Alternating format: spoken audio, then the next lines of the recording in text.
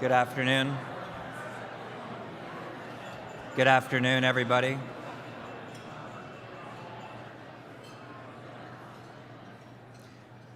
Good afternoon, ladies and gentlemen. From One King West Hotel in downtown Toronto, welcome to the Empire Club. For those of you joining us by podcast or webcast, welcome to the meeting. It is my pleasure today to introduce Annette Verschuren. On her business card, it says that Annette is Chair and CEO of NRStor. Impressive indeed, but only part of the story. In the Canadian business community and beyond, she has a well-deserved reputation as a leader and innovator. It's a reputation that is immensely well-deserved. Annette's professional story begins in many respects with her personal story, grounded in her family roots in Cape Breton, Nova Scotia. She was raised on a farm by Dutch parents, where the values of hard work and pulling together through adversity were instilled and in many ways have underpinned her success in business. Professionally, she would rise through the ranks of the Cape Breton Development Corporation in Amasco before helping launch as president and co-owner Michaels Canada. From the hard-earned success she enjoyed at Michaels, she went on to become president of Home Depot Canada, leading its expansion from 19 to 179 stores, and then also leading the chain's expansion into China. All of these accomplishments came ahead of her latest venture, the founding of NRStor in 2012, which she has helped grow to become an international leader in energy storage. The company's portfolio spans some of the most exciting and innovative technologies in the sector today, including batteries, flywheels, and compressed air energy storage. Right now, across the country, NRStor is also developing renewable microgrid projects. Many are being done in partnership with Indigenous and remote communities. These microgrids have the power to reduce reliance on outdated technologies like diesel generators and improve the quality of life for these communities for generations to come. NRStor is a testament to what can be accomplished with innovative thinking, and it is also a testament to what Annette's commitment to action-oriented leadership can bring about. In her book, Bet on Me, Annette wrote, "If there's one thing that will prevent you from getting results and capitalizing on your best ideas, it's waiting for the perfect plan." While I review my career, I can honestly say that any success I have experienced has had less to do with strategic planning and almost everything to do with action. Annette, no one doubts you for a second. Ladies and gentlemen, please put your hands together as we welcome up Annette Verschuren.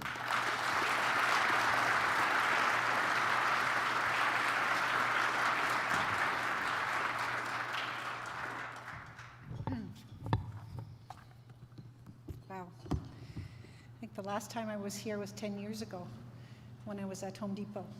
What a thrill it is to be here with all of you today.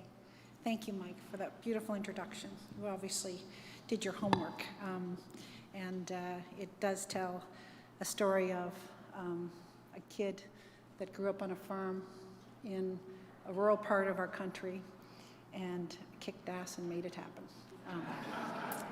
So I want to thank the Empire Club for inviting me to speak today on a topic that is vital to the goal of providing Ontarians with more affordable, clean power. I'm talking about energy storage, or more specifically, innovative technology that will allow us to align the supply of electricity more precisely with customers' demand for it. In doing so, we can save money for consumers, and we can stop wasting power that is produced during these hours when it's not needed by Ontario customers. As many of you are well aware, people and businesses in Ontario remain concerned about their energy bills.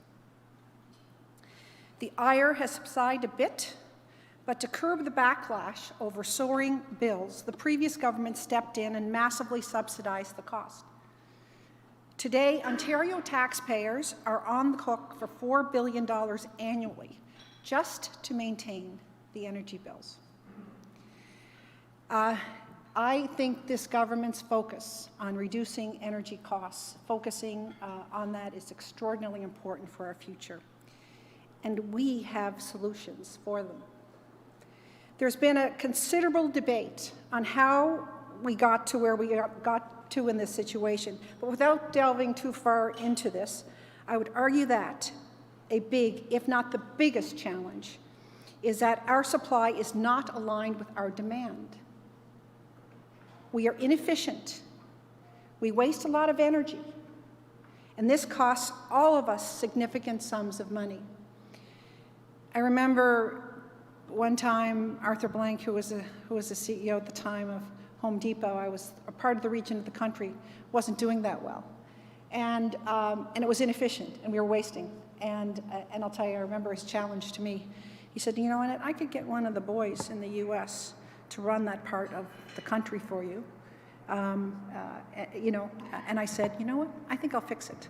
And in 6 months, we fixed it and turned it around. And I think that this focus on getting, you know, understanding and getting this rational market and waste under control. We're now able to address a fundamental shortcoming of the electricity system, the fact that electrons have to be used as soon as they are generated. We're good at storing water. We're good at storing food. We haven't conquered storing electricity until now. There's a tremendous opportunity in front of us with the emerging energy storage technology. We can be world leaders. Ontario, Canada can be world leaders. We can do this while dramatically improving the efficiency of our electricity system and reducing costs to consumers. We need to show some guts and seize the moment. We can't be afraid of innovation. Embrace it. We need to make it work for us. A few years ago, I retired as the CEO of Home Depot Canada. I was a disruptor in the home improvement business. And not only because I was one of the rare females in it, I left after growing the Canadian operation from 19 to 179 stores in over 15 years. We did that by overhauling the way we did business. I see in the electricity business great transformational opportunity. After leaving Home Depot, I could have done many things, but I was determined to engage in an industry that was ripe for innovation, where a small company could make a big difference. That company is NRStor, where I now serve as chair and CEO. The innovation that excites me is energy storage technology. It has the power to dramatically transform an industry we all depend upon for our comfortable, energy-hungry lifestyles, and we can lower costs for consumers. Let me repeat that. Investing in more storage capacity on Ontario's grid will help reduce power prices in this province. Last week, the IESO released its annual planning outlook that shows continued surpluses in the amount of energy we have the capability to produce. As IESO CEO Peter Gregg said then, I quote, "Ontario has plenty of clean energy capacity, but we have a capacity problem." No, Ontario has plenty of clean energy available, but we have a capacity problem since this energy is not showing up at the right times when we need to consume it. Energy storage is the solution to this need, end quote. We're in the early stages of a vast transformation in the power sector, not just in Ontario, but in Canada, in North America, and the world. Emerging technologies, including energy storage, promise to fundamentally disrupt old approaches. We're seeing competitively priced renewable sources, a trend for large customers to generate and store their own power, and in-home battery systems and electric vehicles that must be made compatible with the grid. Falling prices and better performance of storage technology lay at the center of this evolution. Projects that combine renewable and storage are beating out proposals today for new gas generations in markets around the world.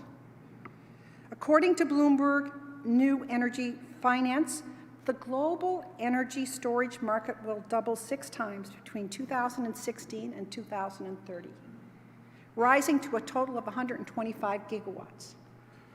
This is similar to the solar industry's expansion between 2000 and 2015, where solar share as a percentage of total generation doubled 7 times. NRStor is one of the leading developers in North America and in the world. We're putting in place commercial projects that will take power from the grid when demand is low and provide it back in those hours when consumption and prices are rising. We can absorb power from large base load generators who have surplus during certain hours. Our technology also plays an important role enabling existing wind and solar projects across the province to supply power more consistently and more economically. As the disruption in the power sector mounts, business and political leaders in this country have a choice. We can own the change and reap the rewards, or we can have it foisted upon us and pay the costs. I want to challenge everyone in this province to embrace innovation. The time is ripe for change, ripe for innovation, ripe for new technology. I've now come full circle in my career. Early on, I worked as a development officer for a coal mining company. Coal, of course, was the energy source that fueled the Industrial Revolution 200 years ago. And today it's yesterday's energy source. I am now CEO of an electricity storage company. It's the clean energy sources, nuclear, hydro, renewables, high-efficiency natural gas that will power the future. And Ontario has lots of all 4. And that doesn't mean we eliminate what we have. We're transforming, we're bridging to a new future. But a critical part of that future will be the ability to store electricity after it's been generated and deploy it when and where it is most needed. That includes export markets where we can earn a return that will benefit all customers by lowering costs and finding new revenues. We don't talk enough about finding the new revenues. I think there's going to be a big growth in the electricity market.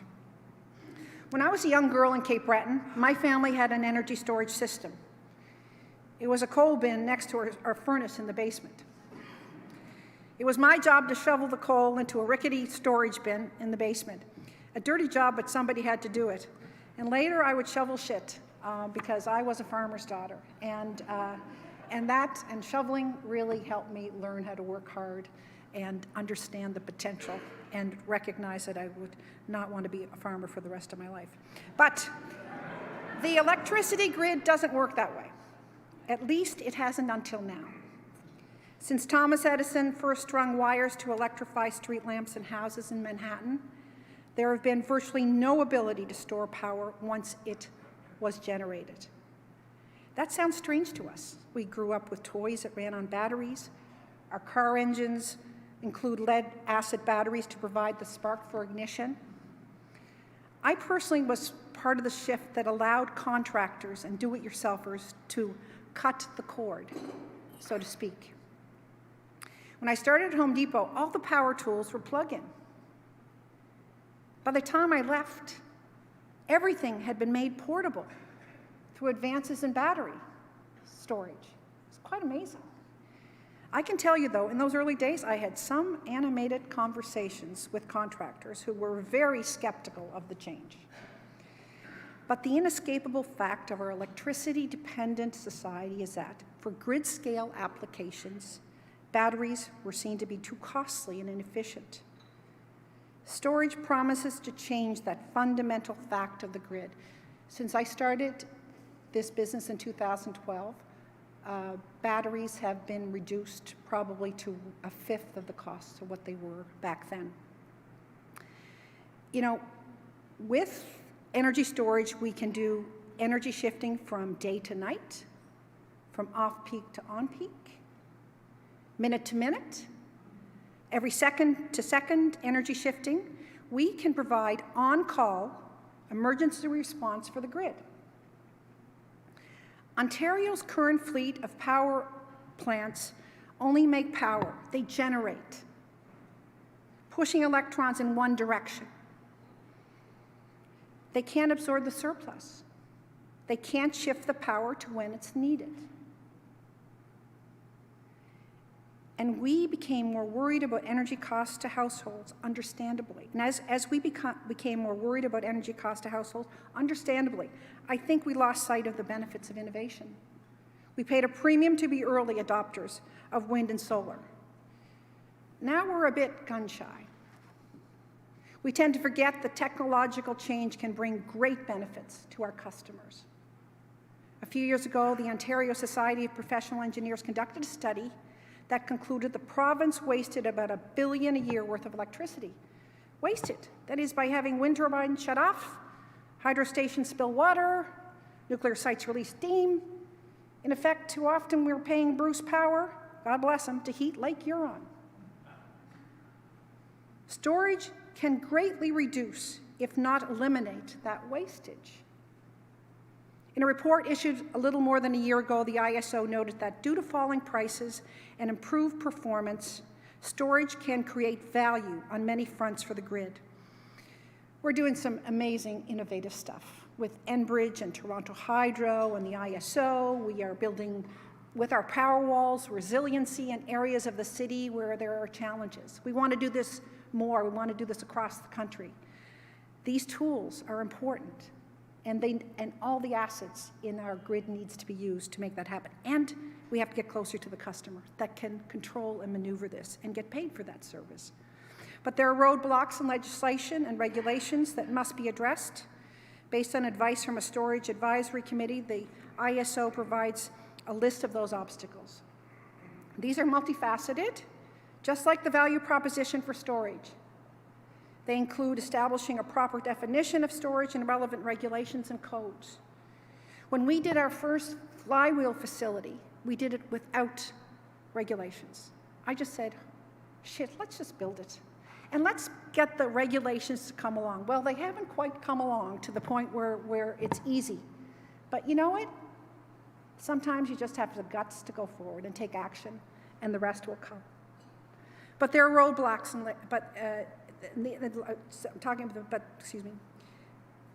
They include establishing a proper definition of storage and relevant regulations and codes, which we haven't, and we need to examine how these regulations can be modernized to accommodate new technology. You know, I think the OEB's got a big job ahead of them, and we really need together, policymakers, OEB, this industry really needs to make a difference. We need action on them now. There's no reason to wait. Despite the challenges, NRStor has begun to roll out commercial project, and we're still early in the game. I want to point out my friend, Mo Hajabad. Mo sitting over there at the table. And here's a young man that came to me 3 years ago and said, I have an idea. I think that I can really build a model, a behind-the-meter model to help energy-consuming companies reduce their costs. And he's built an amazing business.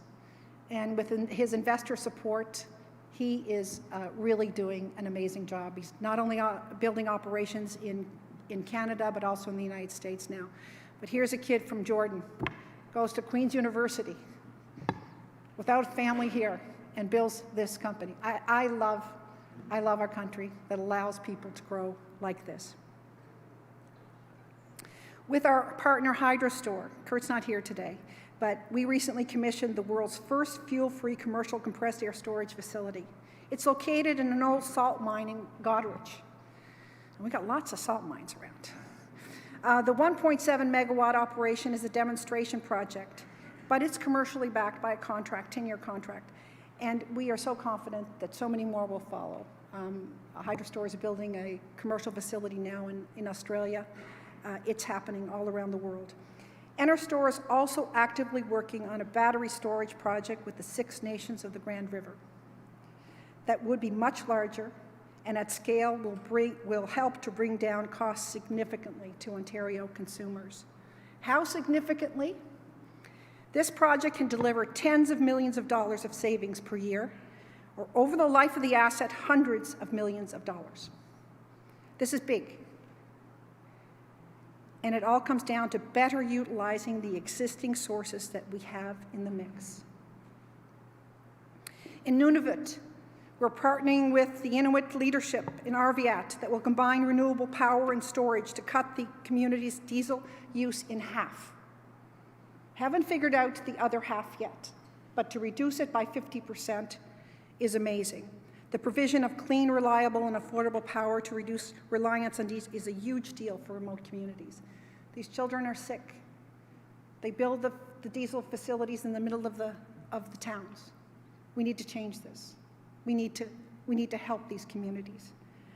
And it's not only helps alleviate poverty, but it addresses serious health issues that come from reliance on inadequate diesel power. NRStor and Opus One are the biggest distributor of the Tesla Powerwalls in Canada, and I'm going to predict that as prices come down, the Powerwall will become a mainstream appliance, like heat exchangers have become. This is exciting and transformative innovation. And I see that the Tesla stock went over $700 yesterday. Who'd have thunk? I think I bought mine at $178. Yes. Unbelievable. You know, Sky is amazing. He's doing things and beating his production targets. 120 new electric cars, different branded electric cars are being built in the next 2 years in the world. But you know, we can't do it alone. We need partners like Liuna, Fengate, Air Canada, working with, Mo is working with projects in Air Canada, Aecon, Enbridge, Evolution, Brookfield Company, Hydro One. We need partners in the federal and provincial governments, the ISO, the transmission and distribution companies, and of course, First Nations.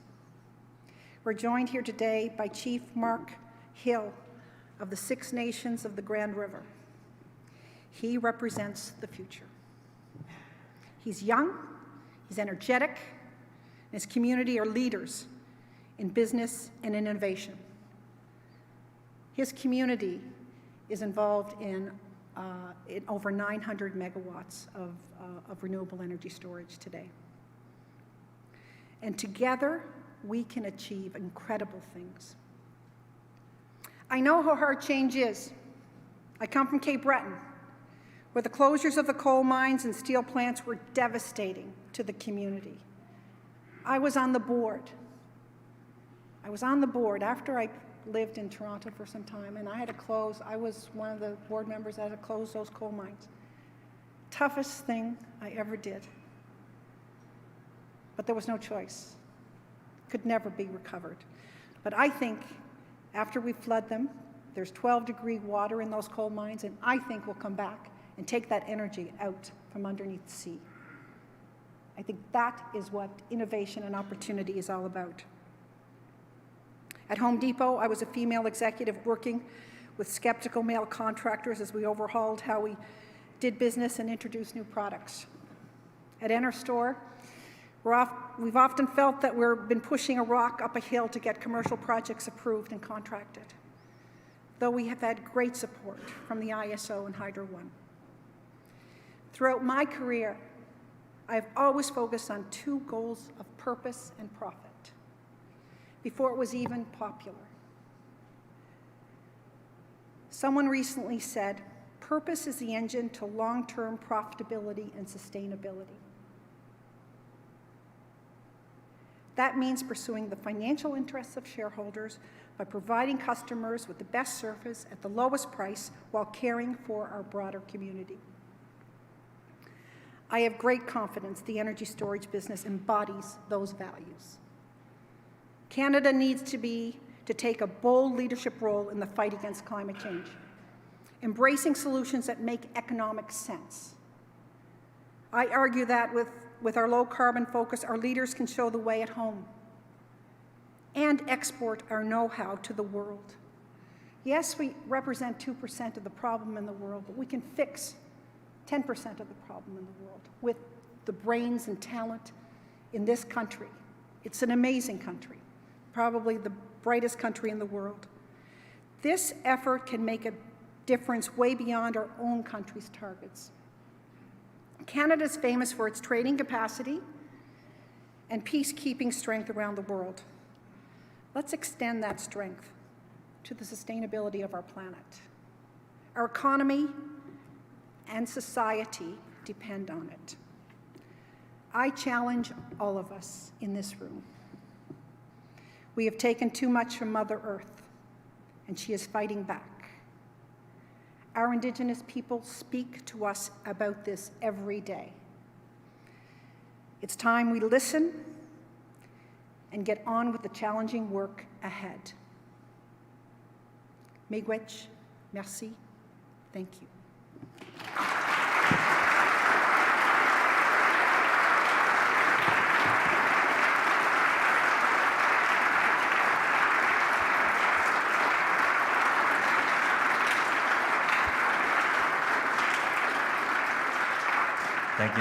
Thank you very much. We do have an opportunity to ask a few questions of Annette. Maybe there'll be a mic sort of moving around the room. I might start out. When you talk about invest more to save, the cynics in the room might say that sounds counterintuitive, but maybe a little bit about how investment in storage can actually result in more affordable electricity in Ontario and I guess around the world. Look, there are all kinds of revenue streams and opportunities through the value of storage. Saving, we're paying for some of this wasted energy today. We need to save it. We need to store it. That is a big revenue stream. We see all kinds of opportunity, and we've done our studies, and that investment, by the way, that will be driven by the private sector and not the public sector, really can make a difference in terms of changing that. So the opportunities are immense. We are as much a financial modeling company, figuring out how to develop these investments to make returns on investment. Look, I know how to make money. I took Home Depot from $600 million to $6 billion in sales. And we finance Mexico and we finance China. And I'll tell you, there's so much wasted revenue on the table that needs to be captured, and there are very good returns for this. Wonderful. I think we have one question here. Michael Kobzar, Siemens. Thanks. Annette, given the inherent politicalness of the sector, even though this technology might be needed now, the money to fund it publicly isn't necessarily going to be there. So you go to the private sector. Are you saying that a project like this could be self-funding through arbitrage alone? And you might be able to answer this with a yes or no question. No, I think through arbitrage alone, not. And we're not at a point in this province to be totally merchant like they are in Alberta. But we need to open the door for that bridge to happen. And I see an industry, I see a province that wants to listen to the combination of private and public sector to move forward.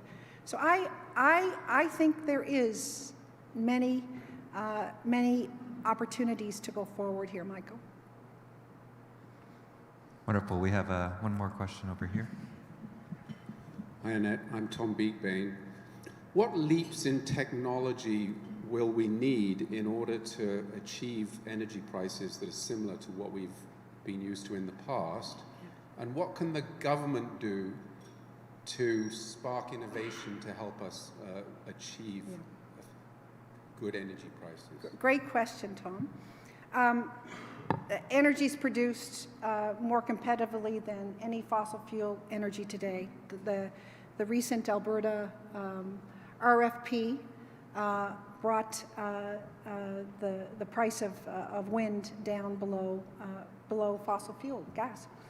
And it's coming. It's coming everywhere. Solar energy is competitive, if not cheaper, but again, it needs storage. This renewable energy needs storage. I have the privilege of chairing STTC, which is the sustainability, the clean tech federal government arm. The technology that's happening, oh my God, in this industry. The technology that's happening in our traditional industries, in our oil and gas industries, to take the carbon out, to reduce emissions. We are doing amazing work in our country that no one talks about because it's too political, drives me crazy. We are doing amazing things across the board. And there's all kinds of new technology out there. There's a battery technology, zinc battery technology is being developed here in Toronto, very low costing. There is thermal energy being developed. In Finland, they're going down 2-3 kilometers and they're bringing heat up. I know that's heat energy, but there are things happening because there is very much of a need. And I know that we don't want to talk about the cost of carbon, but every government in our country recognizes that we need to reduce emissions. We need to reduce fossil fuel, we really do. We need to bring in more renewable energy. And so I just think a call by our policy leaders for innovation will accelerate that. It really will. And I'm seeing it happen across Canada. We have at Mars, I chair Mars, and we have 1,400 companies. Young Wu is here. I mean, how many do we have in the energy sector, in the clean tech sector? I don't know, 200? It's just unbelievable. It's happening everywhere. And there are amazing unicorns out there that are building and growing. And, and Opus One, and they're Hydro One, and Peak Power, and it's all working, and it's there's no stopping it. And my point is, let's embrace it. Let's bring everybody along. Let's be leaders in the world. Why can't we build a NRStor facility in Africa? Why can't we take out a diesel generation unit in a community in Africa and put renewable energy in a NRStor facility in there? Why can't Canada do stuff like that? You got to have the guts, and you got to have the fortitude and the spirit and the passion to go ahead. And I just think Canada, and I love this country. I'm Dutch immigrant parents, and I see what we have, and I just want us to do more. Every one of you in this room has about 50% more capacity than you think you do. Kid from Cape Breton, farmer's daughter, she can do it. And I nearly flunked in my university years. So the world is your oyster. The world is our oyster. We're attracting the smartest people in the world to Canada. And we need to go for it. It's now.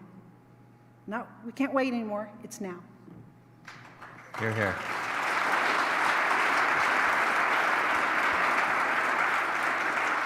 We have time for one more question.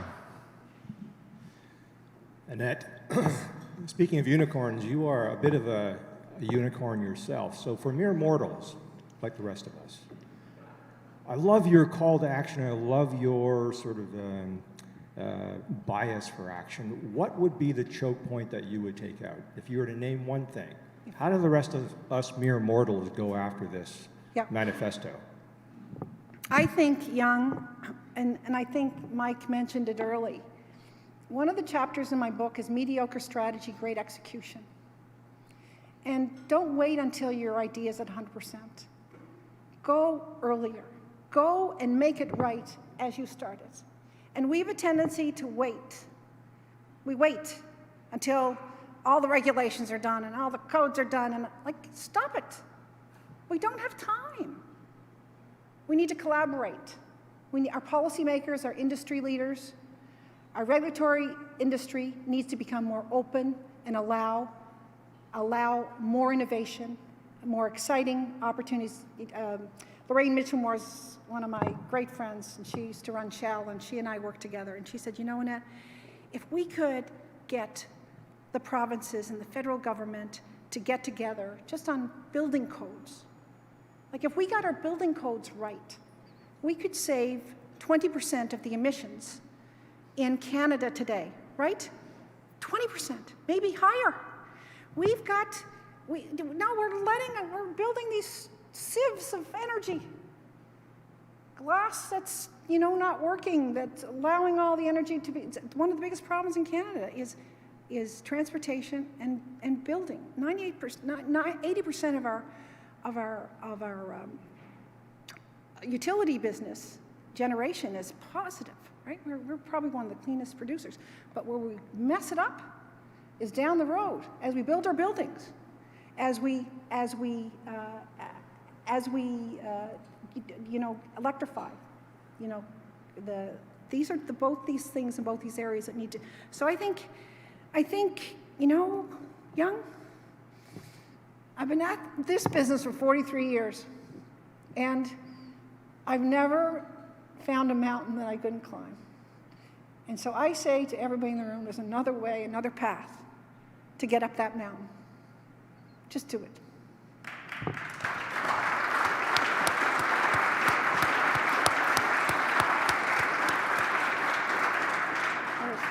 Where's Blair? Blair, are you going to ask me a question? Yeah. Yeah, Are we asking another question here? one more. One more. I promised Blair he could ask a question. I love this guy, what he's doing, adaptation. How are we going to respond to the floods and the fires? But the work that this guy's doing in Waterloo is amazing. I'm just curious, so you've talked about electricity storage, but another area, it's not your direct line of operation, but I'm sure you've thought about it lots. What's the current state of carbon capture and sequestration being practically and cost-effectively achievable? What are you must follow that, I would think. I do follow it, and there are carbon sequestration successes in Canada, and they, at CNRL, we're also doing it, after the acquisition of Shell, and the economics are still tough, Claire. They are. And there's not one solution. There is 1,000 solutions. And we have to get over looking for that silver bullet. It ain't there. We got to change our behavior. We got to change our attitudes. We got to fix a lot of things. So that's part of it. Am I done? Annette Verschuren, everybody.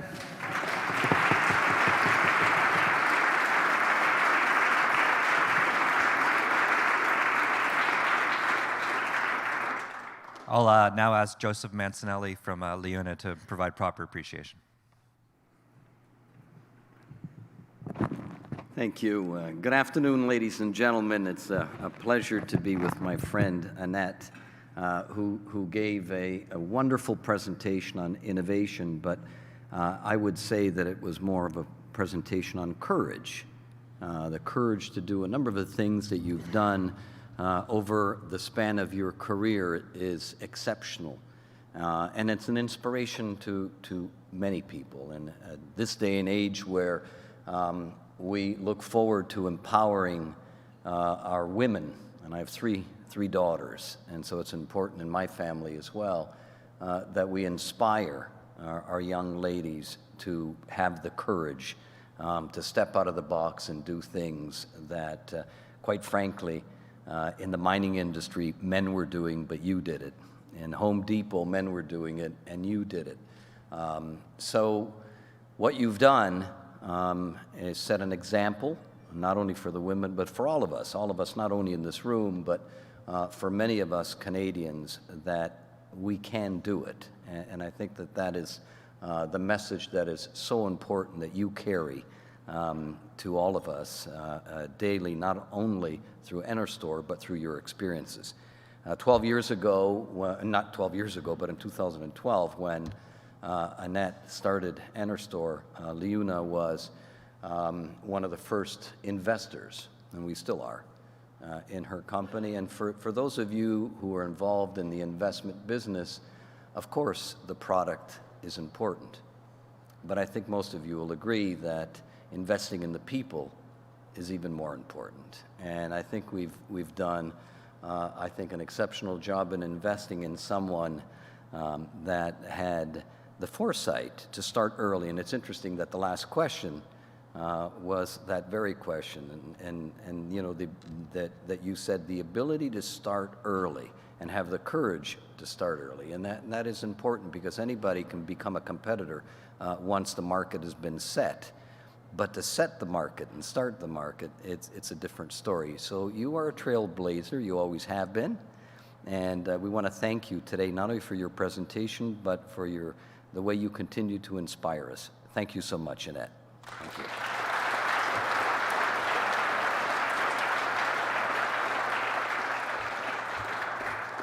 Wonderful. I'd like to let you know that we have a lot of other events coming up at the Empire Club of Canada. We've just launched a number that are on our website. We're excited to have 2 evening events coming up, one looking at blockchain, how it's revolutionizing the financial services sector. As well, we have an event with fresh faces from politics, 3 MPs who are first-time elected from the NDP, Conservative and Liberal Party, who will be speaking at an evening event.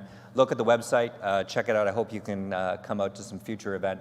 Thank you very much. This meeting is adjourned.